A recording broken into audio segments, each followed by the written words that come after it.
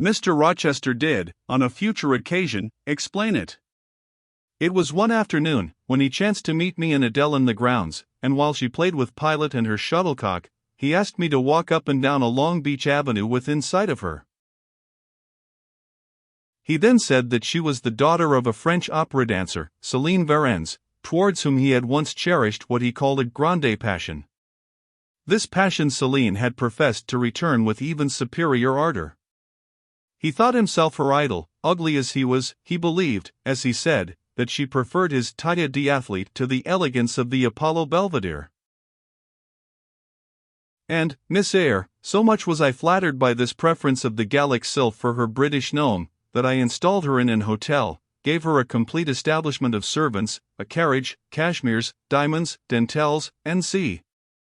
In short, I began the process of ruining myself in the received style, like any other spoony. I had not, it seems, the originality to chalk out a new road to shame and destruction, but trod the old track with stupid exactness not to deviate an inch from the beaten center. I had, as I deserved to have, the fate of all other spoonies. Happening to call one evening when Céline did not expect me, I found her out, but it was a warm night, and I was tired with strolling through Paris, so I sat down in her boudoir, happy to breathe the air consecrated so lately by her presence. No, I exaggerate. I never thought there was any consecrating virtue about her. It was rather a sort of pastille perfume she had left, a scent of musk and amber, than an odor of sanctity. I was just beginning to stifle with the fumes of conservatory flowers and sprinkled essences, when I bethought myself to open the window and step out onto the balcony. It was moonlight and gaslight besides, and very still and serene. The balcony was furnished with a chair or two. I sat down, and took out a cigar. I will take one now, if you will excuse me. Here ensued a pause, filled up by the producing and lighting of a cigar. Having placed it to his lips and breathed a trail of Havana incense on the freezing and sunless air, he went on. I liked bonbons too in those days, Miss Eyre, and I was croquant, overlooked the barbarism, croquant chocolate comfits, and smoking alternately, watching meantime the equipages that rolled along the fashionable streets towards the neighboring opera house, when in an elegant close carriage drawn by a beautiful pair of English horses, and distinctly seen in the brilliant city night, I recognized the voiture I had given Céline. She was returning. Of course my heart thumped with impatience against the iron rails I leant upon. The carriage stopped, as I had expected, at the hotel door. My flame, that is the very word for an opera inamorata, alighted, though muffled in a cloak, an unnecessary encumbrance. By the by, on so warm a June evening, I knew her instantly by her little foot, seen peeping from the skirt of her dress, as she skipped from the carriage step. Bending over the balcony, I was about to murmur mon ange in a tone, of course, which should be audible to the ear of love alone, when a figure jumped from the carriage after her, cloaked also, but that was a spurred heel which had rung on the pavement, and that was a hatted head which now passed under the arched porte-cochere of the hotel. You never felt jealousy, did you, Miss Eyre? Of course not. I need not ask you, because you never felt love. You have both sentiments yet to experience. Your soul sleeps, the shock is yet to be given which shall waken it. You think all existence lapses in as quiet a flow as that in which your youth has hitherto slid away. Floating on with closed eyes and muffled ears, you neither see the rocks bristling not far off in the bed of the flood, nor hear the breakers boil at their base.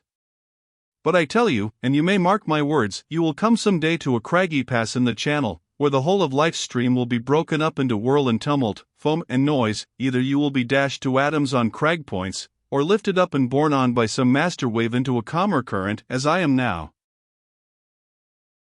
I like this day, I like that sky of steel, I like the sternness and stillness of the world under this frost.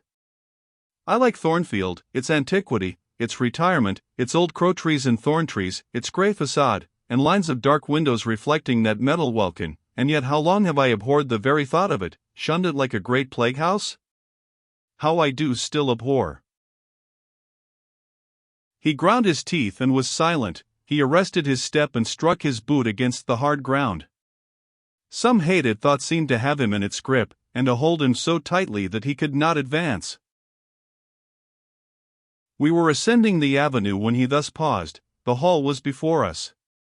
Lifting his eye to its battlements, he cast over them a glare such as I never saw before or since. Pain, shame, ire, impatience, disgust, detestation, seemed momentarily to hold a quivering conflict in the large pupil dilating under his ebon eyebrow. Wild was the wrestle which should be paramount, but another feeling rose and triumphed, something hard and cynical, self-willed and resolute. It settled his passion and petrified his countenance. He went on. During the moment I was silent, Miss Eyre, I was arranging a point with my destiny. She stood there, by that beech trunk, a hag like one of those who appeared to Macbeth on the heath of Forres. You like Thornfield, she said, lifting her finger, and then she wrote in the air a memento, which ran in lurid hieroglyphics all along the house front, between the upper and lower row of windows. Like it if you can. Like it if you dare. I will like it, said I dare like it, and, he subjoined moodily, I will keep my word, I will break obstacles to happiness, to goodness, yes, goodness. I wish to be a better man than I have been, than I am, as Job's Leviathan broke the spear, the dart, and the habergeon, hindrances which others count as iron and brass, I will esteem but straw and rotten wood. Adele here ran before him with her shuttlecock. Away, he cried harshly, keep at a distance, child, or go into Sophie. Continuing then to pursue his walk in silence, I ventured to recall him to the point whence he had abruptly diverged. Did you leave the balcony, sir? I asked, when Lee Varens entered? I almost expected a rebuff for this hardly well-timed question, but, on the contrary, waking out of his scowling abstraction, he turned his eyes towards me, and the shade seemed to clear off his brow. Oh, I had forgotten Celine. Well, to resume. When I saw my charmer thus come unaccompanied by a cavalier, I seemed to hear a hiss, and the green snake of jealousy, rising on undulating coils from the moonlit balcony, glided within my waistcoat, and ate its way in 2 minutes to my heart's core. Strange, he exclaimed, suddenly starting again from the point. Strange that I should choose you for the confidant of all this, young lady, passing strange that you should listen to me quietly, as if it were the most usual thing in the world for a man like me to tell stories of his opera mistresses to a quaint, inexperienced girl like you. But the last singularity explains the first, as I intimated once before, you, with your gravity, considerateness, and caution were made to be the recipient of secrets. Besides, I know what sort of a mind I have placed in communication with my own. I know it is one not liable to take infection. It is a peculiar mind, it is a unique one. Happily I do not mean to harm it, but, if I did, it would not take harm from me. The more you and I converse, the better, for while I cannot blight you, you may refresh me. After this digression he proceeded. I remained in the balcony. They will come to her boudoir, no doubt, thought I, let me prepare an ambush. So putting my hand in through the open window, I drew the curtain over it, leaving only an opening through which I could take observations. Then I closed the casement, all but a chink just wide enough to furnish an outlet to lovers' whispered vows. Then I stole back to my chair, and as I resumed it the pair came in. My eye was quickly at the aperture. Celine's chambermaid entered, lit a lamp, left it on the table, and withdrew. The couple were thus revealed to me clearly, both removed their cloaks, and there was the Varens, shining in satin and jewels, my gifts of course, and there was her companion in an officer's uniform, and I knew him for a young roué of a vicomte, a brainless and vicious youth whom I had sometimes met in society, and had never thought of hating because I despised him so absolutely. On recognizing him, the thong of the snake jealousy was instantly broken, because at the same moment my love for Celine sank under an extinguisher. A woman who could betray me for such a rival was not worth contending for. She deserved only scorn, less, however, than I, who had been her dupe. They began to talk. Their conversation eased me completely. Frivolous, mercenary, heartless, and senseless, it was rather calculated to weary than enrage a listener. A card of mine lay on the table. This being perceived, brought my name under discussion. Neither of them possessed energy or wit to belabor me soundly, but they insulted me as coarsely as they could in their little way, especially Celine, who even waxed rather brilliant on my personal defects, deformities she termed them. Now it had been her custom to launch out into fervent admiration of what she called my beaut male, wherein she differed diametrically from you, who told me point-blank, at the second interview, that you did not think me handsome. The contrast struck me at the time and Adele here came running up again. Monsieur, John has just been to say that your agent has called and wishes to see you. Ah. In that case I must abridge. Opening the window, I walked in upon them, liberated Celine from my protection, gave her notice to vacate her hotel, offered her a purse for immediate exigencies, disregarded screams, hysterics, prayers, protestations, convulsions, made an appointment with the Vicomte for a meeting at the Bois de Boulogne. Next morning I had the pleasure of encountering him, left a bullet in one of his poor etiolated arms, feeble as the wing of a chicken in the pip, and then thought I had done with the whole crew. But unluckily the Varens, 6 months before, had given me this Follette Adele, who, she affirmed, was my daughter, and perhaps she may be, though I see no proofs of such grim paternity written in her countenance. Pilot is more like me than she. Some years after I had broken with the mother, she abandoned her child, and ran away to Italy with a musician or singer. I acknowledge no natural claim on Adele's part to be supported by me, nor do I now acknowledge any, for I am not her father, but hearing that she was quite destitute, I e'en took the poor thing out of the slime and mud of Paris, and transplanted it here, to grow up clean in the wholesome soil of an English country garden. Mrs. Fairfax found you to train it, but now you know that it is the illegitimate offspring of a French opera girl, you will perhaps think differently of your post and protégé. You will be coming to me some day with notice that you have found another place, that you beg me to look out for a new governess, and c.a. No, Adele is not answerable for either her mother's faults or yours. I have a regard for her, and now that I know she is, in a sense, parentless, forsaken by her mother and disowned by you, sir, I shall cling closer to her than before. How could I possibly prefer the spoilt pet of a wealthy family, who would hate her governess as a nuisance, to a lonely little orphan, who leans towards her as a friend? Oh, that is the light in which you view it. Well, I must go in now, and you too, it darkens. But I stayed out a few minutes longer with Adele and Pilot, ran a race with her, and played a game of battledore and shuttlecock. When we went in, and I had removed her bonnet and coat, I took her on my knee, kept her there an hour, allowing her to prattle as she liked, not rebuking even some little freedoms and trivialities into which she was apt to stray when much noticed, and which betrayed in her a superficiality of character, inherited probably from her mother, hardly congenial to an English mind. Still she had her merits, and I was disposed to appreciate all that was good in her to the utmost. I sought in her countenance and features a likeness to Mr. Rochester, but found none, no trait, no turn of expression announced relationship. It was a pity. If she could but have been proved to resemble him, he would have thought more of her. It was not till after I had withdrawn to my own chamber for the night, that I steadily reviewed the tale Mr. Rochester had told me.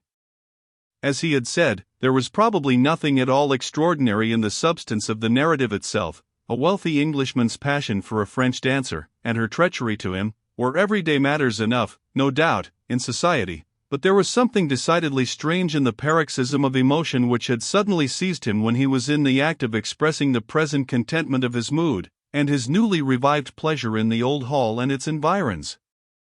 I meditated wonderingly on this incident, but gradually quitting it, as I found it for the present inexplicable, I turned to the consideration of my master's manner to myself.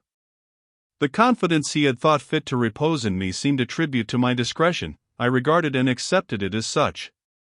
His deportment had now for some weeks been more uniform towards me than at the first. I never seemed in his way, he did not take fits of chilling hauteur. When he met me unexpectedly, the encounter seemed welcome. He had always a word and sometimes a smile for me. When summoned by formal invitation to his presence, I was honored by a cordiality of reception that made me feel I really possessed the power to amuse him, and that these evening conferences were sought as much for his pleasure as for my benefit. I, indeed, talked comparatively little, but I heard him talk with relish. It was his nature to be communicative. He liked to open to a mind unacquainted with the world glimpses of its scenes and ways. I do not mean its corrupt scenes and wicked ways, but such as derived their interest from the great scale on which they were acted, the strange novelty by which they were characterized, and I had a keen delight in receiving the new ideas he offered, in imagining the new pictures he portrayed, and following him in thought through the new regions he disclosed, never startled or troubled by one noxious illusion. The ease of his manner freed me from painful restraint. The friendly frankness, as correct as cordial, with which he treated me, drew me to him. I felt at times as if he were my relation rather than my master, yet he was imperious sometimes still, but I did not mind that. I saw it was his way. So happy, so gratified did I become with this new interest added to life, that I ceased to pine after kindred. My thin crescent destiny seemed to enlarge, the blanks of existence were filled up, my bodily health improved, I gathered flesh and strength. And was Mr. Rochester now ugly in my eyes? No, reader, gratitude, and many associations, all pleasurable and genial, made his face the object I best liked to see. His presence in a room was more cheering than the brightest fire. Yet I had not forgotten his faults, indeed, I could not, for he brought them frequently before me. He was proud, sardonic, harsh to inferiority of every description. In my secret soul I knew that his great kindness to me was balanced by unjust severity to many others. He was moody, too, unaccountably so. I more than once, when sent for to read to him, found him sitting in his library alone, with his head bent on his folded arms, and, when he looked up, a morose, almost a malignant, scowl blackened his features. But I believed that his moodiness, his harshness, and his former faults of morality, I say former, for now he seemed corrected of them, had their source in some cruel cross of fate. I believed he was naturally a man of better tendencies, higher principles, and purer tastes than such as circumstances had developed, education instilled, or destiny encouraged. I thought there were excellent materials in him, though for the present they hung together somewhat spoiled and tangled. I cannot deny that I grieved for his grief, whatever that was, and would have given much to assuage it. Though I had now extinguished my candle and was laid down in bed, I could not sleep for thinking of his look when he paused in the avenue, and told how his destiny had risen up before him, and dared him to be happy at Thornfield. Why not? I asked myself. What alienates him from the house?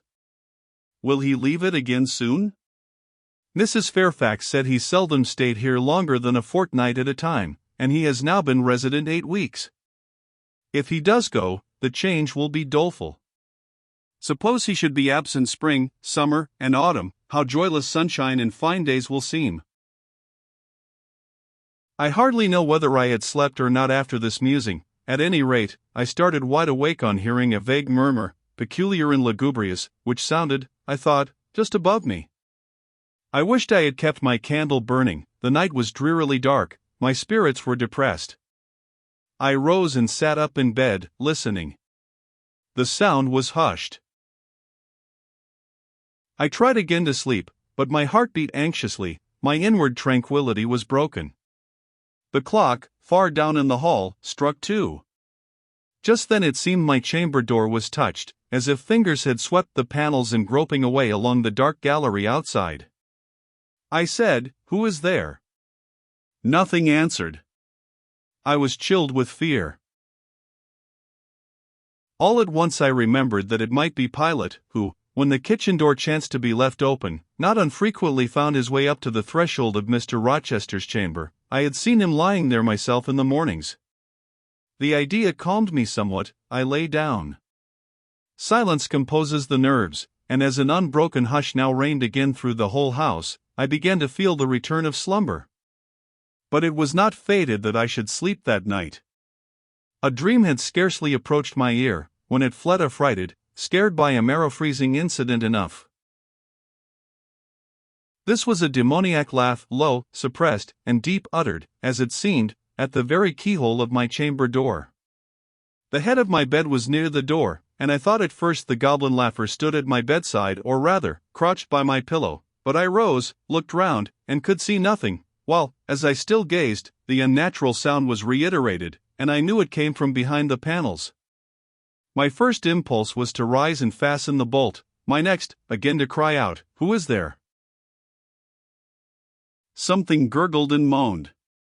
Ere long, steps retreated up the gallery towards the third-story staircase. A door had lately been made to shut in that staircase. I heard it open and close, and all was still. Was that Gracepool?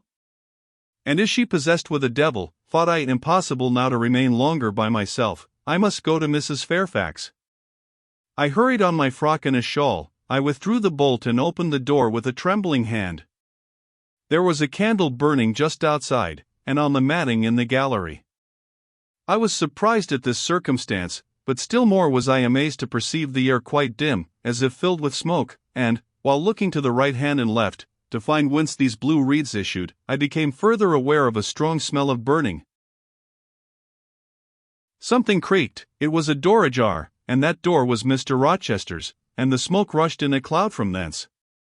I thought no more of Mrs. Fairfax, I thought no more of Gracepool, or the laugh. In an instant, I was within the chamber. Tongues of flame darted round the bed, the curtains were on fire. In the midst of blazing vapor, Mr. Rochester lay stretched motionless, in deep sleep. "Wake! Wake!" I cried. I shook him, but he only murmured and turned. The smoke had stupefied him. Not a moment could be lost. The very sheets were kindling. I rushed to his basin and ewer. Fortunately, one was wide and the other deep, and both were filled with water. I heaved them up, deluged the bed and its occupant, flew back to my own room, brought my own water jug, baptized the couch afresh, and, by God's aid, succeeded in extinguishing the flames which were devouring it.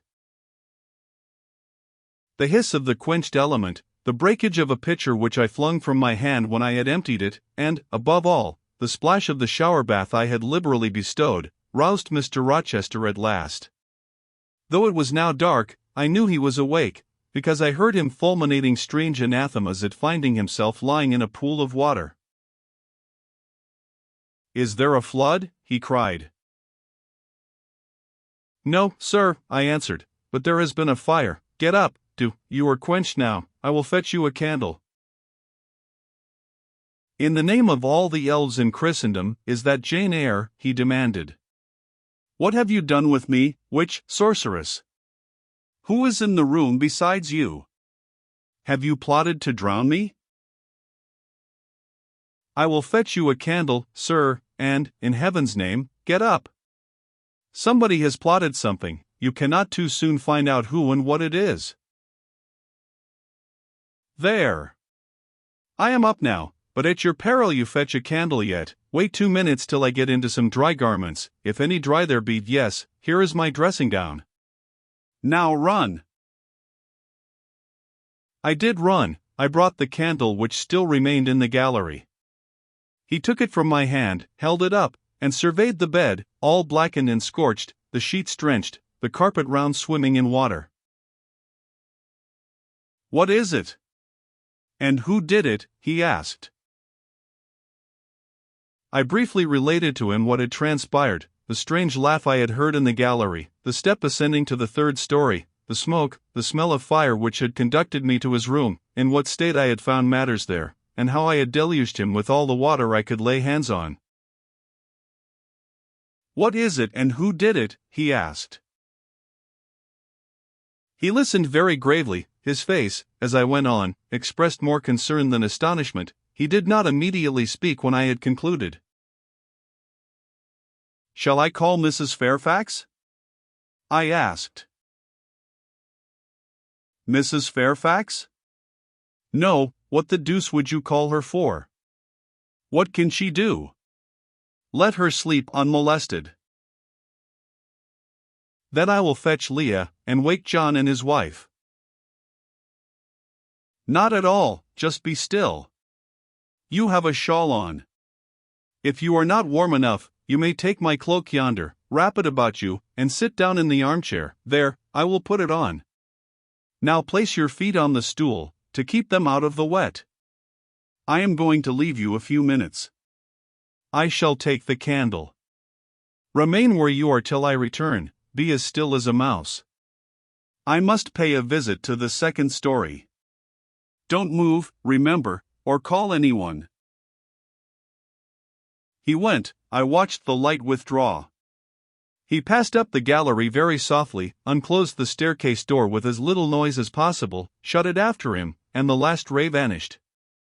I was left in total darkness. I listened for some noise, but heard nothing. A very long time elapsed. I grew weary, it was cold, in spite of the cloak, and then I did not see the use of staying, as I was not to rouse the house. I was on the point of risking Mr. Rochester's displeasure by disobeying his orders, when the light once more gleamed dimly on the gallery wall, and I heard his unshod feet tread the matting. I hope it is he, thought I, and not something worse. He re-entered, pale and very gloomy. "I have found it all out," said he, setting his candle down on the washstand. "It is as I thought." "How, sir?" He made no reply, but stood with his arms folded, looking on the ground. At the end of a few minutes he inquired in rather a peculiar tone.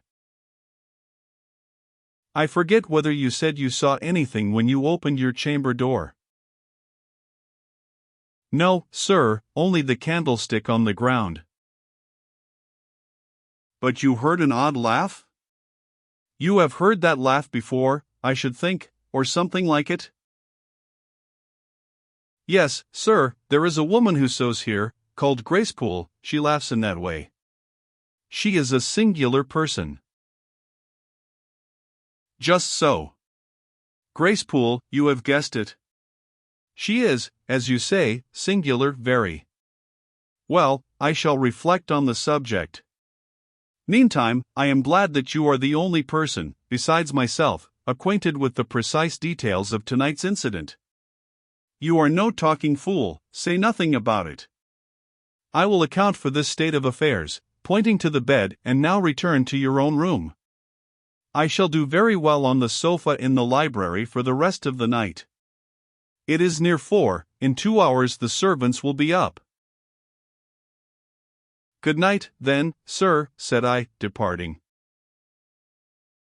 He seemed surprised, very inconsistently so, as he had just told me to go. "What," he exclaimed, "are you quitting me already, and in that way?" "You said I might go, sir." "But not without taking leave, not without a word or two of acknowledgment and goodwill, not, in short, in that brief, dry fashion.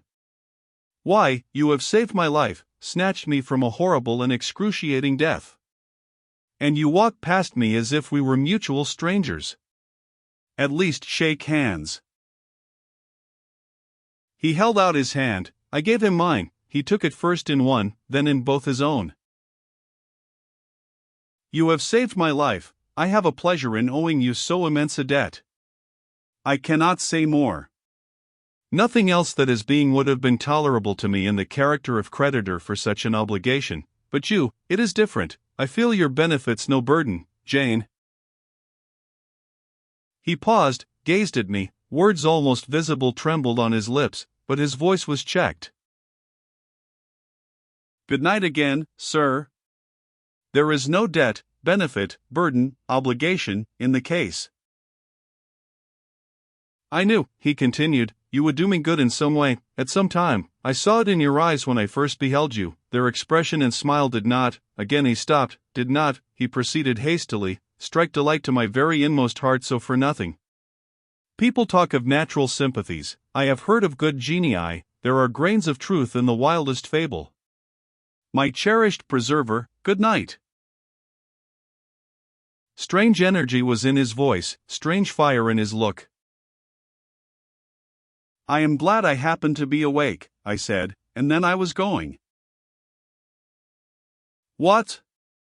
You will go?" "I am cold, sir." "Cold?" "Yes, and standing in a pool." "Go, then, Jane, go." But he still retained my hand, and I could not free it. I bethought myself of an expedient. "I think I hear Mrs. Fairfax move, sir," said I. "Well, leave me." He relaxed his fingers, and I was gone.